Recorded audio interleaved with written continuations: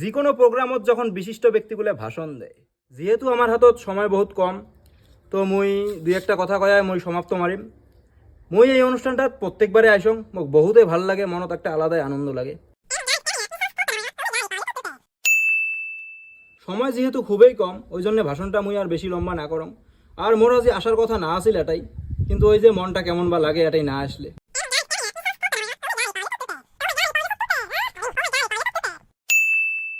কবার চাইলে তো কয়া থাকিরে মন যায়, কিন্তু আমার সময়ের পাকেও দেখা লাগবে। তোমরা সবাই হয়তো অনেকখানে আসছেন, সকালে হয়তো ভোগ লাগছে, ওই জন্য আর বেশি কথা না বাড়াং। সকালে উজ্জ্বল ভবিষ্যৎ কামনা করং, সবাই বড় মানুষ হন, আমরা যাতে গর্ববোধ করি কবার পাই। মুই জানাং তোমরা সবাই হয়তো অধৈর্য হয়ে আছেন, কোন বেলা ভাষণ শেষ হয়ে গান বাজনা শুরু হয়ে ওটারে অপেক্ষা করি আছেন, মুই বুঝিবাং বস্তু করে।